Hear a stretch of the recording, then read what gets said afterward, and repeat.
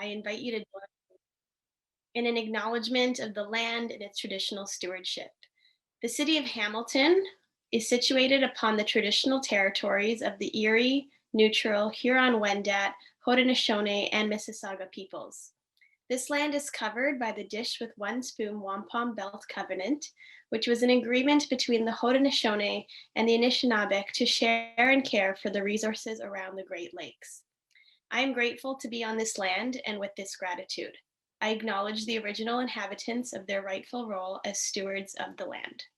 So, without further ado, as Ian said, congratulations to all of you. And I'm so happy to welcome our 2020 grad panelists today, Tess Hudson, Aubrey Higgins, and Ivy Liu. So I guess we can start with a little overview about all of you. So maybe you can speak to your time at McMaster, your journey over the past year, and Tess, why don't we start with you? Hi, thanks for having me. So I completed both my undergraduate and graduate degree at McMaster. So I started that in 2014, and I originally entered into the social sciences before deciding that I really wanted to pursue linguistics. And I liked that balance of art and science. And so after 4 years in the cognitive science of language program, which kind of melds linguistics and neuroscience, I decided I wanted to keep learning. And so I applied to the Master of Science program in the cognitive science of language at McMaster. And that really gave me the opportunity to figure out what I was really interested in when it came to that topic. And I realized that the part that really inspired me was research and continuing to learn about new things and apply those things to the real world. And so after I completed my master's degree in 2020, I started looking for research positions. And through those 6 years of doing undergraduate, graduate school, and research, I really felt like I had skills that could transfer to a bunch of areas. And so where I've ended up is a research coordinator role with the Center for Evidence-Based Orthopedics, which really allows me to apply all those skills that I've learned. Awesome. Aubrey? Awesome. Thanks for having me. So I started at Mac in 2016. I entered the social sciences thinking that I was going to do psychology. And then I found that I preferred sociology. So I did an honors BA in sociology with a minor in anthropology. I also did the integrated business diploma because I wanted to develop some practical business skills.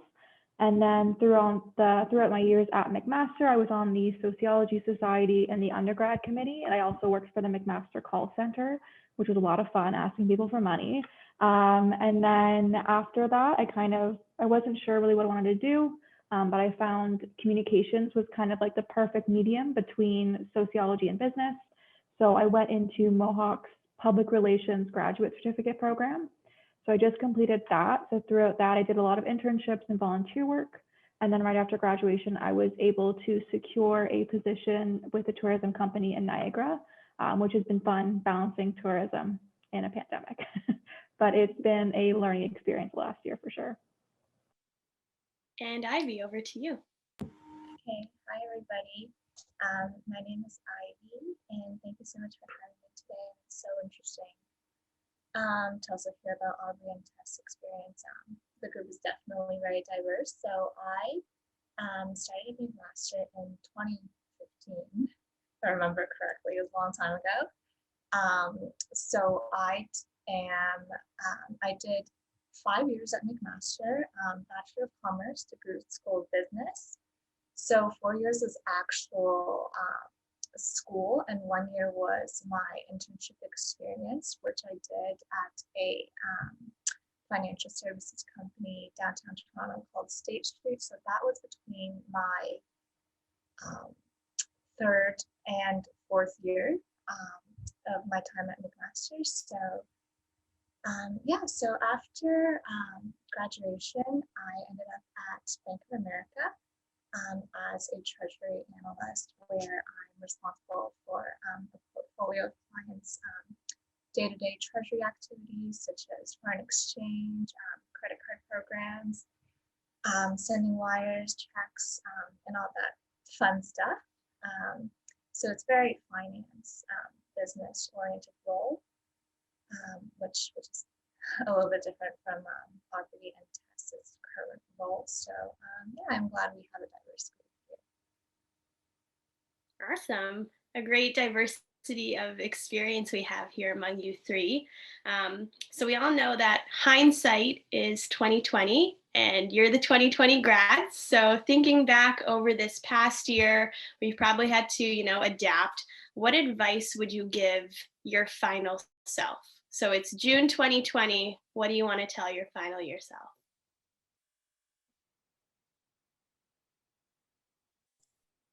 I guess I can start. I'm not sure if we're doing that order. Looking back, I wish that I had taken advantage of every single opportunity that presented itself. I was completing my master's thesis for the last year of my master's degree. And so I was very focused on that. And there were opportunities for a couple different conferences and things that I really feel that I could have pursued to gain more experience in a bunch of different settings. Because I think when it comes to applying for jobs and succeeding in those jobs, you want to have as diverse a range of experience as possible.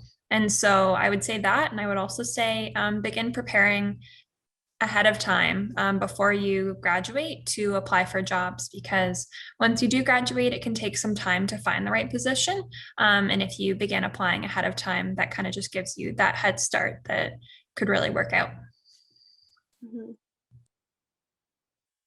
And Aubrey and Ivy, you can jump in. Sure, yeah, I would definitely, I think this around 2020, I was super stressed thinking about graduation. I wasn't sure about what program, if I wanted to continue school or if I wanted to enter the workforce. So I think I would definitely tell myself to relax and take a deep breath and take in the experiences that you're in as they come, and to enjoy your final few months of time at Mac and spend some quality time with friends for sure. Yeah, so I think my experience is a little bit different from Tess and Aubrey in the sense that I wasn't truly part of the virtually looking for job opportunities cohort. So because I landed my offer before, actually, I was super lucky, right before the pandemic happened. So I think I did my interview in 2019. End of year 2019, and then I got my job at Bank of America February. The official offer came in February 2020. So that was literally right before the pandemic happened. And I consider myself very lucky in terms of that. But so then the spring, summer went by and all that fun stuff happened. And my original plan was to graduate and then travel the world in my summer months before I started my role in Bank of America in August. And then the original plan was to travel to New York for my training at Bank of America. So all of that totally changed.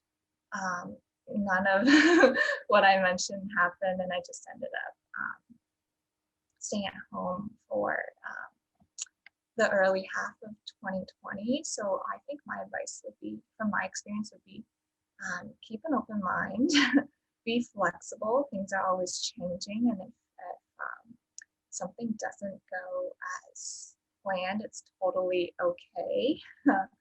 And it's sort of like going with the flow type of thing.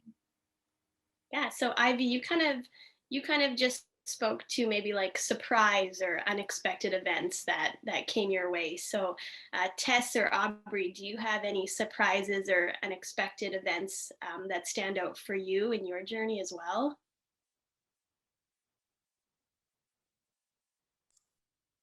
Yeah, definitely. I was planning on completing my degree obviously in person. And so my program actually ended in August of 2020. And I was planning to spend the entire summer writing my thesis in person.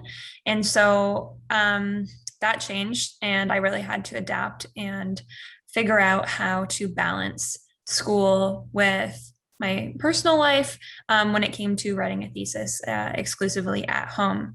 And then from there, I had to defend my thesis virtually and apply for jobs virtually. And so, as with what everyone else is experiencing right now, that was challenging, but it also opened up a lot of opportunities because I realized that the strict location of where I was applying didn't matter. And it lent a little bit of freedom to that job search. And the nature of online interviews has some benefits as well. And so, like Ivy said, just being able to adapt to those situations and look at the positive side of it was definitely beneficial during the uncertainty of last year or this whole year. Yeah, I would say virtual learning was definitely an interesting shift. I mean, we went from one day we were in person and the next it was all online. And then to continue my grad school online was weird too, having internships, jobs all done virtually. I also worked in retail at the time too and at the call center. So there was a period of time where we were all laid off. And then for the call center, we had to learn how to make calls at home using our computers. So that was all certainly unexpected and a huge adjustment. However, all of those things are benefits and things that you can take into your future. Yeah, I know one lesson some people have kind of maybe adapted to is the location they now work. So when you're looking for a job, maybe you're only looking in the city that you live in. But now, within reason, it doesn't really matter necessarily where you're living. You know, you could live in Toronto and work virtually, but your job is in Hamilton. And that's just something that's different now. So you can really expand that virtual job search. So thinking about things that you can do differently, was there something that you would have liked to have done differently last year or throughout this time?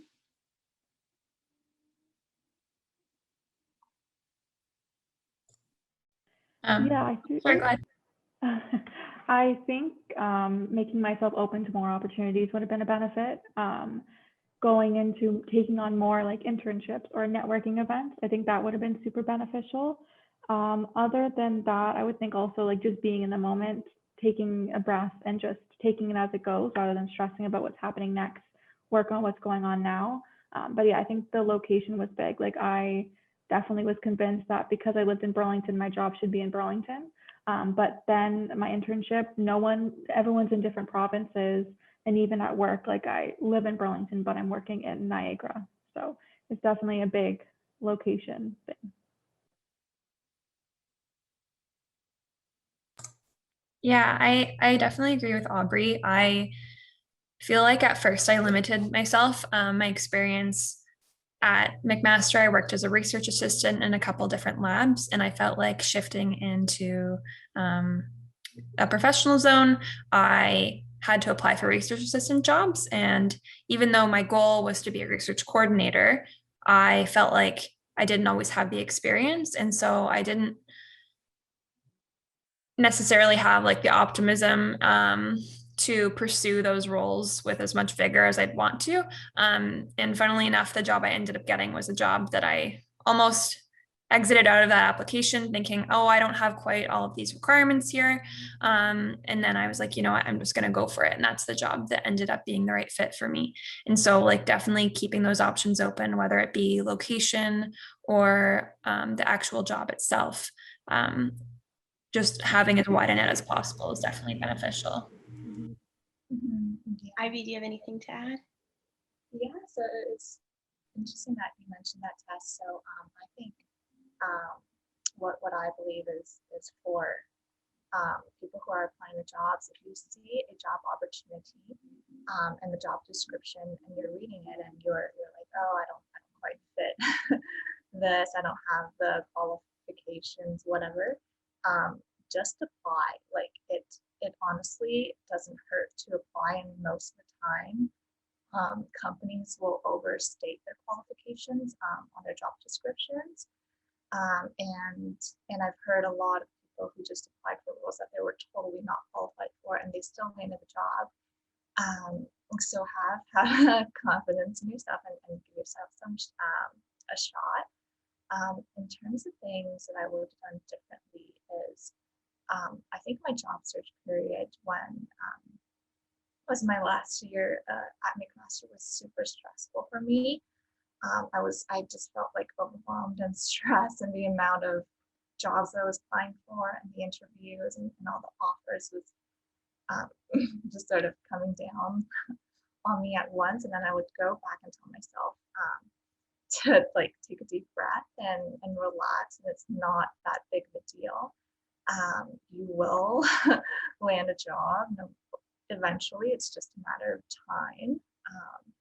And it's not the end of the world if you don't get your dream job that you applied for. Like, you're only so young, and yeah, it sounds cliche, but there's so many more opportunities that will be open to you in the future.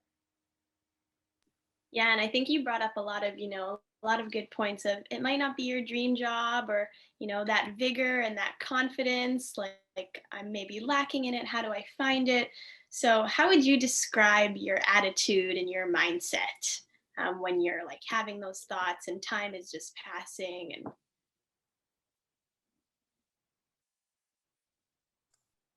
And For me, it was definitely waves of different feelings. Like, I felt really optimistic at all the different doors that completing my master's degree opened up for me. I felt like I knew about a bunch of different areas that I didn't necessarily know about when I finished my undergraduate degree. And so I was really excited about the potential. But I also went through waves where it was really hard. It took me 6 months before I heard back from a single job. And that can sound really scary when you're in the beginning of your job search, to hear like you didn't hear back from a single place. And I'm applying to all these jobs where I'm like, I have the requirements, like what's going on? And so I just continued to try and work on all of my skills and to improve my resume, my cover letter, and personalize all those things during it to try and keep my options open and stay optimistic. But like, it's okay if it's slow, and it's okay to feel a little bit discouraged. Just know that at the end of the day, like, you can continue to make changes, and eventually you will hear back. It's just, it can take some time. Yeah, I would say it was certainly daunting at first applying for jobs. I mean, just in the program that I was in, there was so much people that had such strong skills and had previous experience within communications. And for me, I was like, well, I just have sociology, but with business. So it was daunting at first, but then like Tess said, it was super optimistic to see all the opportunities that were there. My professor was great in sending us job links for things to apply to, and then just going on LinkedIn and just searching up social media or public relations and all of the job searches that came in. Then I would get daunted again, of course, applying to all these places. But I definitely found it a lot easier when I actually made like a Excel spreadsheet, and then I kept track of everywhere I applied. And that definitely helped. It was a little sad sometimes when you look and you'd see all the reds, like the no's, but it definitely gave me that perseverance to keep pushing through that job is there for me. Yeah, so in terms of like attitude, I would say keeping an open mind is so important. I think I don't know if this is so true, but during my, at least during my year, a lot of people had this like image in their mind that I have to get this, my dream job. I have to be paid a certain amount. I have to be working at one of the, especially in commerce and business, it's very much prevalent. Like, I want to work for one of the big four accounting firms or something like that. And that is totally not what happens to people. People's career go in different directions in their life. You could start off at a job that you totally don't feel like it's right for you, that you totally hate, but it's not forever. No job is forever. You can always switch roles, and even within I think in America internally, people start at positions that maybe that's not their ideal position, but they get to move and have some internal mobility as well. So I would say in terms of attitude, keeping an open mind is so important. Yeah, and I think you all bring up very valid points of, being really optimistic, and then you're going to have highs and lows, you're going to feel sad. And I think it's good that you're just validating those feelings, because often, when you wake up and you apply for jobs, then you do it again and again every single day, and suddenly 3 months has passed and all you've done is apply to jobs every day and maybe not heard back. You start to feel like you're the only one of your friends or your circles that's going through this, and it's very much a very relatable experience. It took me 9 months after graduating as well to find my position, and I think keeping that open mind, like Ivy said, not being too specific on your dream job or the pay and things like that, and you might just find something you love or a really great team to work with. So in terms of how you found your job, how did you learn maybe the best ways to find your job, and what was helpful in your job search? People, resources, things like that.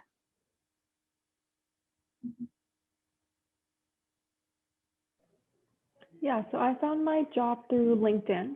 So I found LinkedIn really great because then it would show you like networks who was attached to the company. That way, if maybe there's someone that I know that works for the company that I didn't even think of, that I can reach out and get advice from.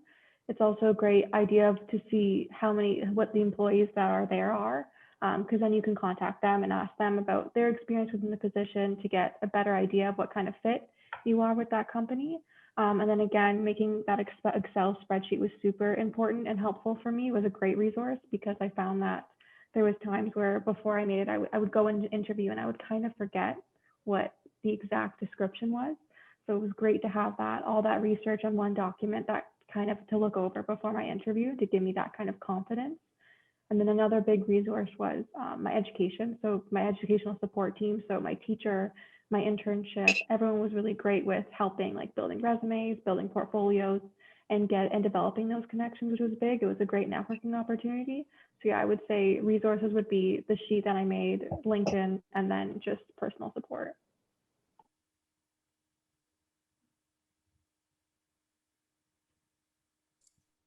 For me, I found the emphasis on networking a little bit frustrating, if I'm being completely honest, because not everyone has access to the same things.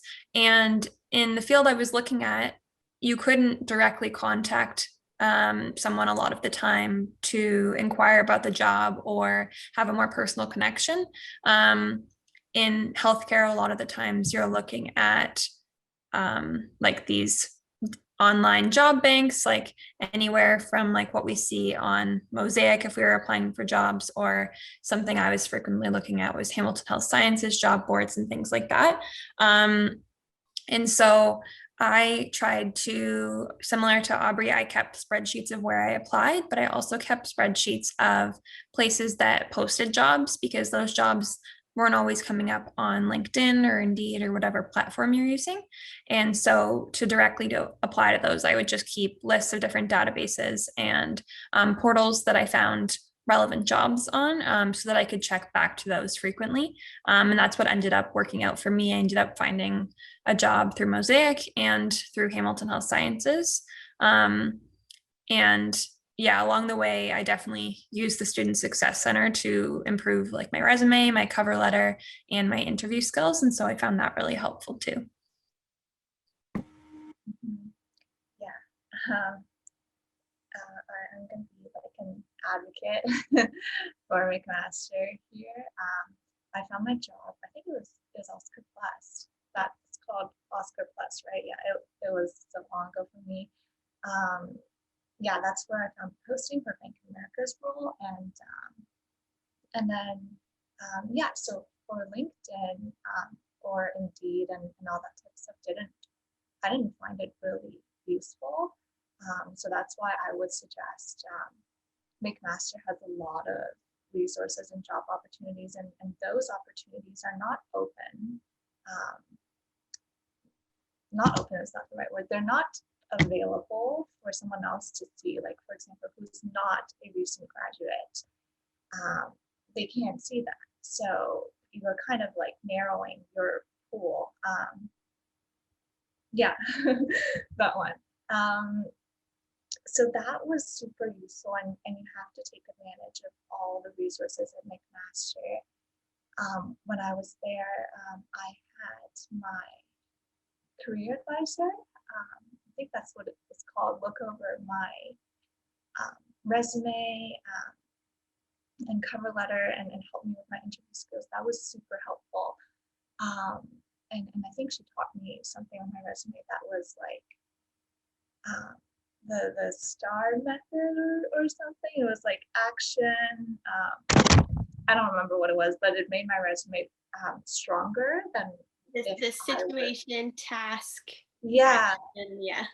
Yeah, that was super helpful, and I showed my resume to like my family and friends, and they were super impressed. So definitely take advantage of all the resources you have at McMaster, and people are one of the best resources. And then for networking, I totally agree with Tess. There's this whole hype about it that people are like, oh, network. But I think it's important to network, but it's also important to not like blind network, if you know what I mean. It's not just going and messaging every of your LinkedIn connections and be like, hey, do you have a job? It's like people don't really appreciate that, and you have to put in time and effort and make a personal connection with the individual that you're talking to. Show that you're interested. Not just be like, hey, I'm available. Do you have anything for me? Type of thing. That wouldn't really make a strong impression. So many good points I want to touch on that the three of you just mentioned. So first, yes, lots of resources at McMaster. As an alumni, you have access to the alumni career resources for up to 10 years. So in 2031, you can still access these alumni career resources. And I'm sure one of my colleagues can post it in the chat for everyone to link. You can access career counseling, have someone look over your resume. So like Ivy said, putting that situation, task, action, result in the work that you're doing really shows employers the skills that you have. The spreadsheets is like a mind-boggling idea to me. I have never thought of that before. I know when I applied to jobs, I would just write my cover letter and my resume and send it in. I didn't really keep an Excel spreadsheet of, maybe the job posting online, which is such a bad habit because then once it comes down, you can't see it anymore. So I think that's phenomenal advice, keeping a spreadsheet of jobs that you're applying to, maybe highlighting which ones you heard back from or didn't, and comparing the job descriptions. So another great piece of advice. So circling back to networking, because you all touched on it a little bit there, and I liked that you mentioned, blind networking isn't going to work in your favor. You really have to build that connection. So have you participated in any virtual networking, and what was that experience like? And how did you really build that meaningful connection? Because sometimes when it's through a screen, it's not the same as in person.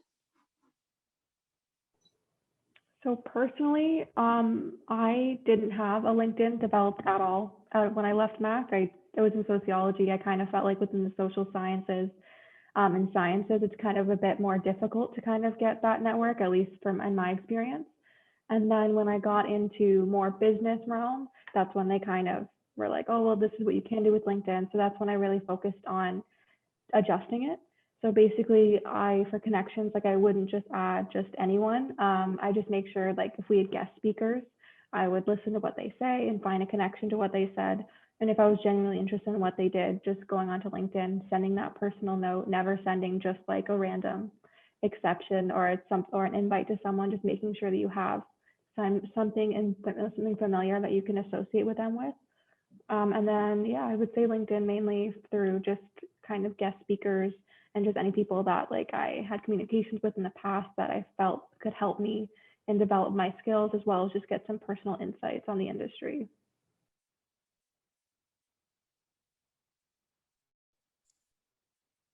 For me, I had trouble networking at first. And it's something I felt guilty about because I felt like I was sending out all of these applications every day, but it all felt a little bit impersonal. And I wanted to figure out a way that I could make more connections.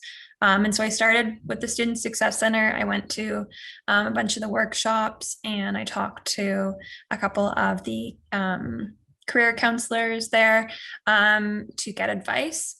So I did utilize LinkedIn, but I didn't find much success at LinkedIn. As Ivy mentioned before, like there can be a lot of people applying to the jobs on LinkedIn, and you don't want to just blindly contact somebody. So I kind of backtracked and ended up contacting some former graduates of my graduate program because it's a really small program, even if I didn't go complete the graduate program at the same time as them. It was pretty interconnected. And so that was a good place to start. And they were able to connect me with some other people to have virtual coffee with and just kind of hear about their experiences. And that was helpful just for seeing what other people had been through and all the different directions you could go because these people had the exact same masters. And so where that could be applied. Yeah, I was lucky enough to be like the pre-COVID times that when I was in my last year, and I went to a bunch of networking events like organized by DeGroote, and they would have all these companies come in, their executives, and they would talk about what positions are open. And then there would be like literally hundreds of students there. And then when the session was over, they would just like all come up like as a herd and then surround the executives. And it was super difficult to talk to them and get yourself stand out. I'm not saying those are pointless, by the way. I definitely learned a lot from those, and I would go again just to hear about what companies are doing, what roles are open, what responsibilities, job description, because within the industry, it's very similar what you do between, like, at least between banks.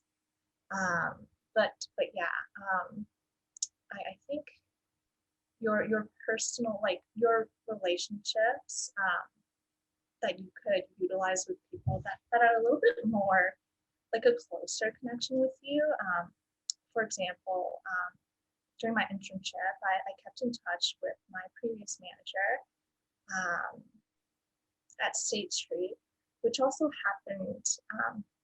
So when I was interviewing for Bank of America, the person who was interviewing me also happened to work at State Street previously in their previous role. And they happened to have the same manager that I had at State Street. And I think it was one of the,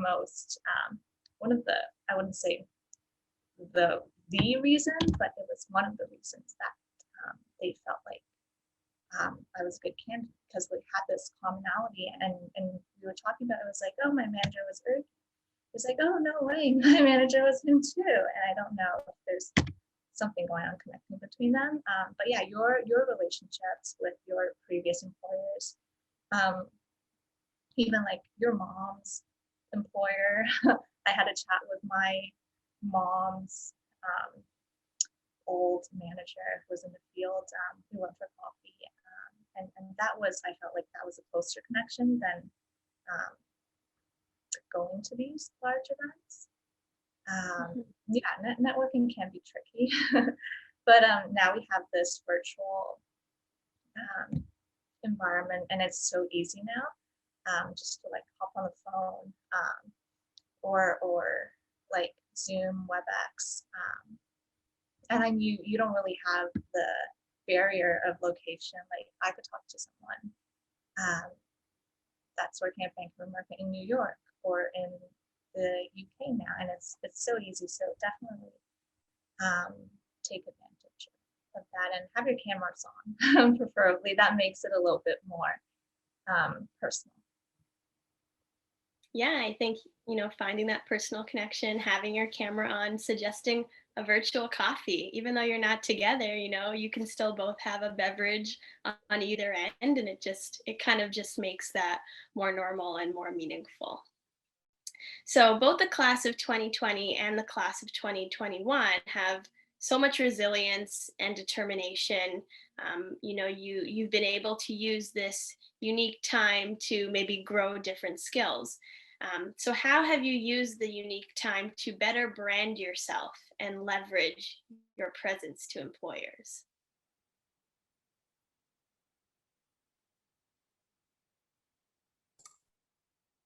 For me, rather than shying away from the issue of COVID, I integrated that into my cover letter. I knew that a lot of research had been halted due to COVID. And so if I was going to make progress, I had to show that I was able to adapt to all the changes that were going on in the field.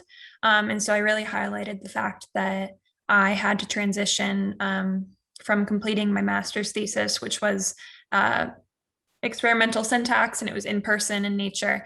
I had to transition from doing that in person to online, and how I did that. And that allowed people to see that I could adapt to those changes. And with all of the chaos and COVID and everything, that I would be able to succeed even if the research was being done virtually, and that I could contribute to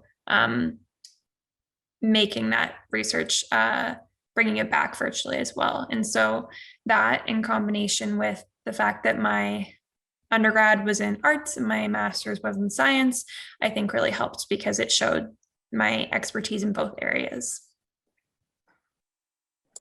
Yeah, I would say very similar to Tess. I used COVID to my advantage. Like, I wasn't scared to mention it. Within my career, within communications and public relations, obviously there was a huge emphasis on social media, and we were switching to virtual events. So that was something that I used, and I tried to make as much experience as I can doing those. So putting on virtual events, that was definitely big to show my adaptability and my resiliency throughout COVID, and just being like, I can adapt and here I can help you, because obviously with COVID, social media was a huge emphasis. So kind of helping them build up their social media skills. And yeah, I would say that was a big thing. Is just, yeah, embracing COVID, I guess, and just kind of using it to your ability to show how you can strengthen their company, you can strengthen yourself with the skills you've learned through everything. But that was a big thing for sure. Yeah, definitely. Embracing COVID. We hate to say that, but this might be like the situation that we're in for a while. Hopefully not forever. Fingers crossed. So if you haven't already learned how to connect with people virtually, you should. So it's the new norm now. Companies are taking advantage of this. Companies are changing. A lot of companies already close their in-person offices, and people are working, like you could work for a company in like California, or you could live in California in the reverse and work for a company in Toronto. I'm not suggesting that you move to California right now. But yeah, definitely get used to the virtual environment. It's our future. And in terms of personal brand, it starts from the minute like you get in contact with somebody, the minute you send them a message, and it continues the way you speak to them, the way you email them, the way you talk to them. It sort of builds on this impression, and just like be true to yourself, and I don't and I mean, like, don't try to be somebody that you're not, because you'll feel very uncomfortable once you land the role and you're not a good fit. there's also the issue of fit. Like if you're not a good fit, then you're just not a good fit. And what you want, your personality, what your preferences are, be yourself, and don't try to create like a false impression on employers. And that's sort of how you should kind of create your personal brand around. Yeah, and I think like you all said, not shying away from this time. You know, this is the situation we're all in, but how are you going to leverage that and saying like, "Hey, I was part of this club or I was, you know, part of this internship and I did a lot of my work remotely. So I already have practice working remotely and I'll be a strong member of your team, or I have this skill that is actually beneficial for a remote working environment and really using that to your advantage." So, thinking of transferable skills, what skill do you think is a must have, you know, entering into this new environment?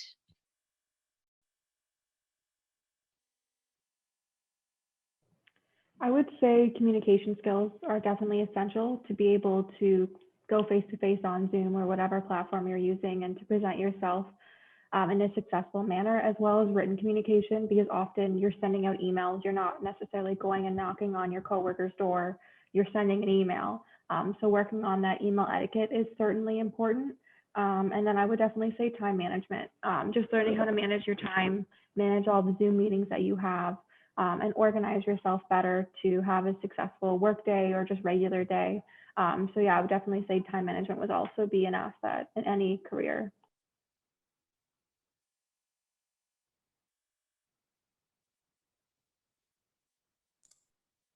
I would definitely say adaptability is really important and it kind of touches on a bunch of different issues. But with COVID, we have to be really adaptable, and that includes adapting from in-person communication to online.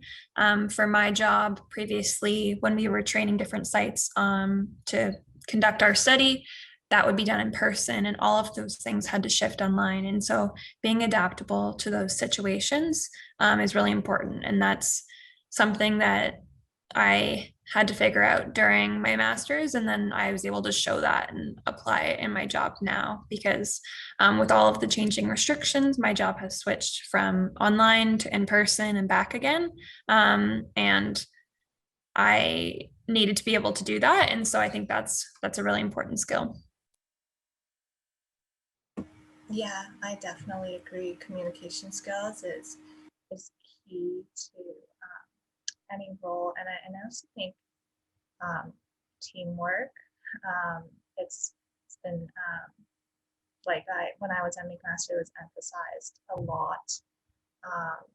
Like in the program we were always working in groups, and that sort of prepared us for when we had to get on an internship and work with our teams, and in relationship management with your team is super important, because if you can't work with people, you can't really get much done, and the way you interact, the way you take initiative, leadership is very important. Right. And we touched on this a little bit at the beginning when we started the panel. So, you know, new grads are often worried about not having enough experience to apply for jobs. So, what advice would you give them?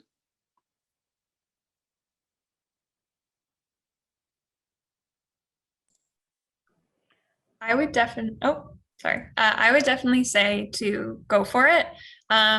Be realistic, because if a job requires 10 years of experience and you have zero, that's probably not a very good use of your time. But try and gauge what the important aspects are of the job and whether the number of years of experience being requested is kind of their optimal candidate or something that's genuinely required to complete that job.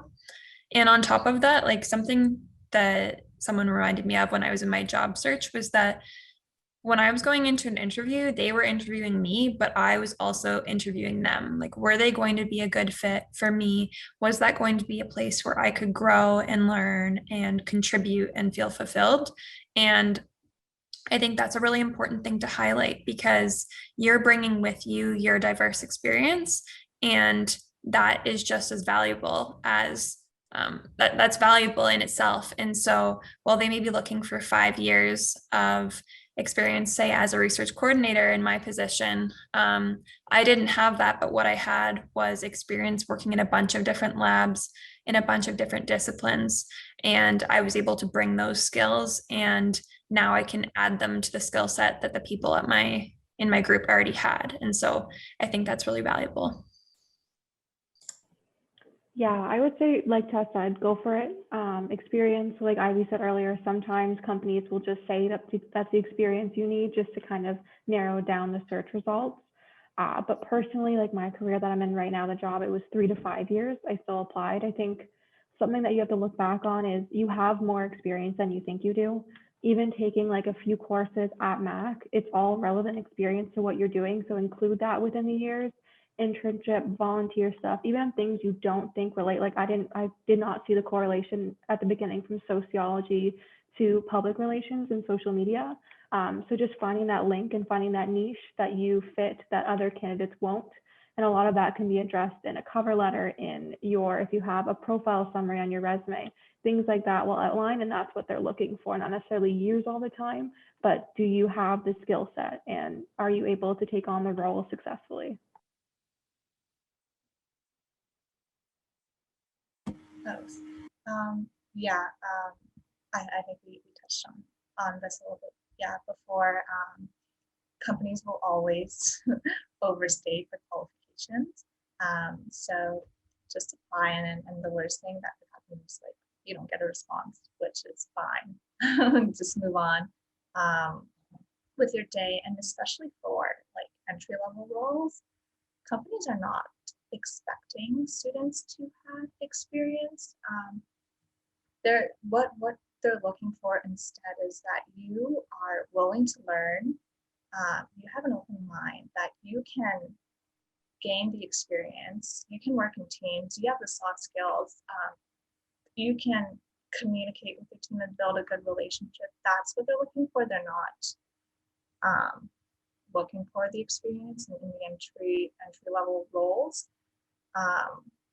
So if you see something like maybe not apply to like manager positions that need like 15, 20 years of experience, then I'm not saying like shoot for the moon and you land in the stars, like not that type of thing, but be reasonable, like what you apply to, obviously, but don't rule out opportunities for you, for yourself, and in any role, if you feel like you're not qualified, and it's really at least in like business, it's not rocket science. Like I didn't know anything about treasury management when I started, and when I applied to the role and I was reading the job description, I was like, oh, what is all of this? I don't understand, but I'm gonna apply anyways. And then yeah, and on my first day, and I was talking to my manager, he was like, oh, don't worry, like all of this stuff is foreign to you right now.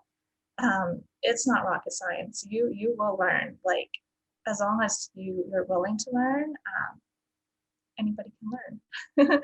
And now I'm here in the role, and I'm very, very familiar with what I'm doing. So yeah. Yeah, and I like this idea of, you're interviewing them as much as they are interviewing you for that fit. And I actually have a colleague who is just at the start of their career as well. And they had said to me, I never want to be the smartest person in the room. And I thought, oh, like that's an interesting way to look at it. And they said, because if they're the smartest person in the room, they're not learning from their team or the people managing them. And they want to grow, and that's very true. If you're just starting out in your career, you want to grow over the journey of your career. So definitely interviewing the company that you're interviewing with to make sure that you like that team and you're going to grow skills that are going to help you 10 years from now. So I'll now ask the audience to start sending in questions to the Q&A. And while you're doing that, we'll end off with some fun rapid fire questions. So you guys can all come off mute and we'll go Ivy, Aubrey, Tess in that order as fast as you can. So when you're not working, how do you spend your time? I do a lot of like physical activity. I play tennis and I also teach Zumba classes online now. So yeah, and I like going on bike rides and hiking. I would say reading, walking, and hiking. I long distance run and I like baking bread. So what are you currently reading or watching? I am currently reading To Kill a Mockingbird and also this book called The Power of Habit, and it has a lot of interesting anecdotes about people and how companies use habit and mind tricks for marketing and promotional materials. Yeah. I'm currently reading Where the Crawdads Sing. Just started it, I so wanna that's read really that. good. I'm really hopeful for it. And binge watching The Rookie. I am currently watching The Handmaid's Tale, and I don't remember the title of the book that I'm reading, but it's really good. So if I remember, I'll put it in the comments. All right. What is one thing you're excited about this coming year?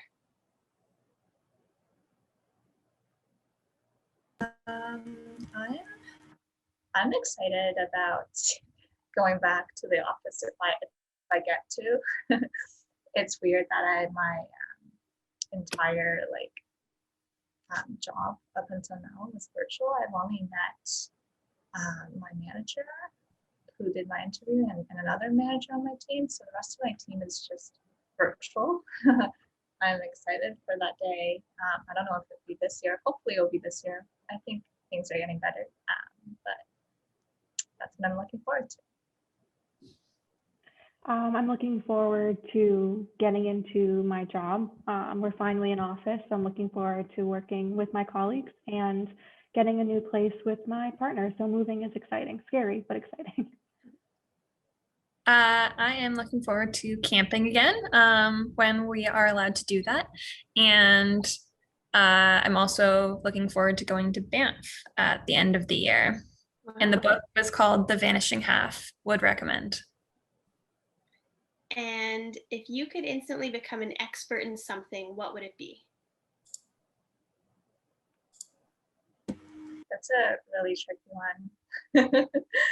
I don't know. There's an expert in, I have no idea.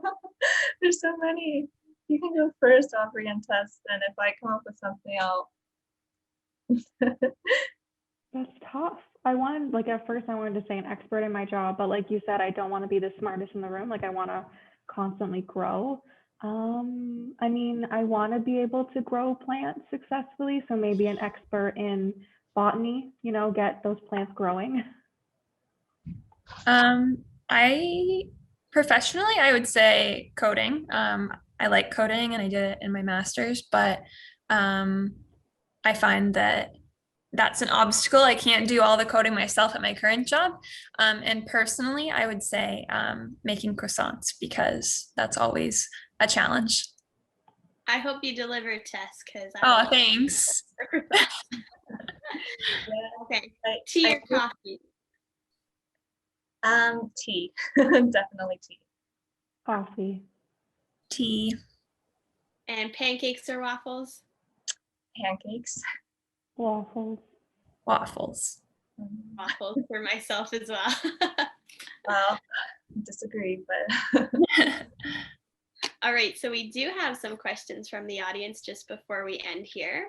So the first one from Yashpreet is, what are your thoughts or advice on a recent grad thinking of having an unconventional career path?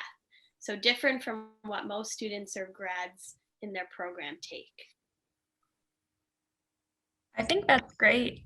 I think if you see that you have the skills that you would need to succeed, then absolutely, like you can continue to grow and learn and you can apply the skills that you took from that program, but it doesn't have to be directly related. And I kind of felt that when I finished my undergrad, because all of these people were entering into rehab sciences, and I didn't want to do that. So I went a kind of different direction, and it worked out.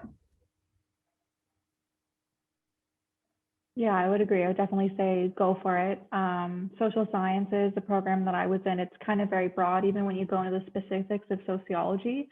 So I just basically focus on my own path rather than everyone else's. Just focus on what you want to do, and as long as you're happy with it, you should be successful.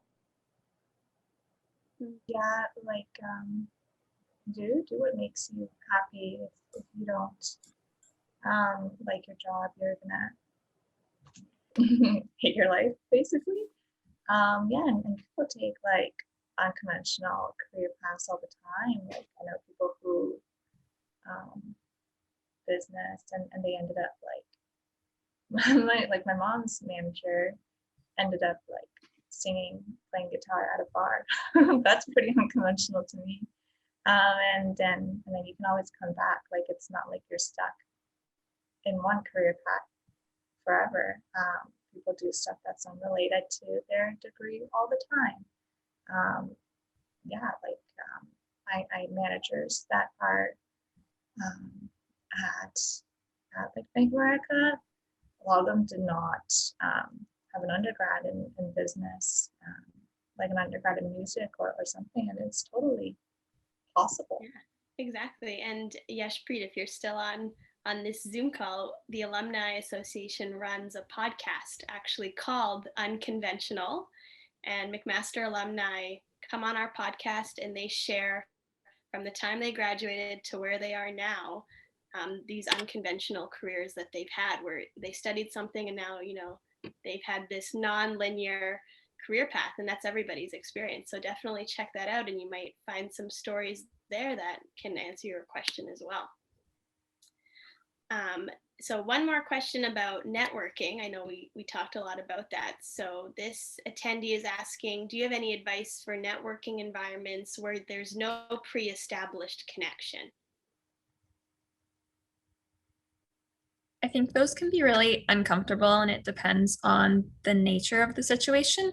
If you're in some kind of networking Zoom call, like take advantage of that, introduce yourself, like be curious about what the other people in the call have to offer. But when it comes to, as Ivy said earlier, like cold calling or connecting without or like blindly connecting with people, I don't think that's as effective. So it really depends on the situation.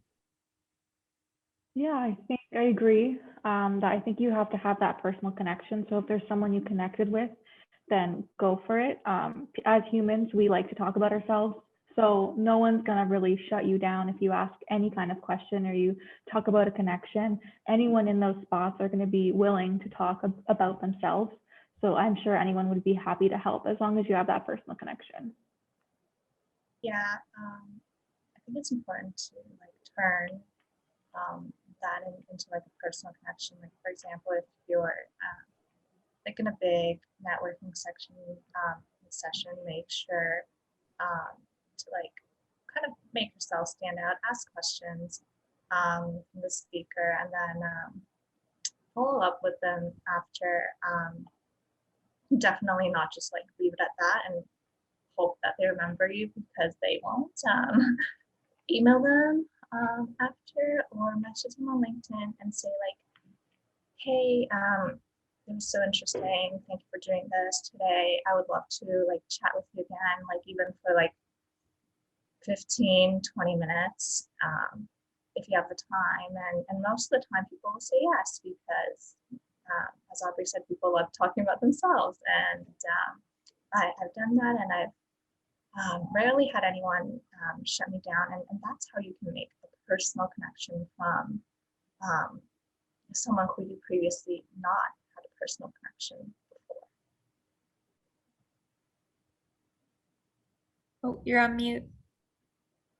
There we go. That was all the questions we have for today, but I just want to thank Tess, Aubrey, and Ivy, and all of you for joining us today. I hope you've taken something from this panel that will help you along in your journey. Congratulations again on graduating. And we have a lineup of more events for our Life After Mac conference happening this afternoon. There's a LinkedIn Lab, an interview skills webinar, an employer panel, and a water cooler live event show later on. So you don't want to miss that. So thank you, everybody. Have a great day. Thanks. Thank you. Bye. Take care.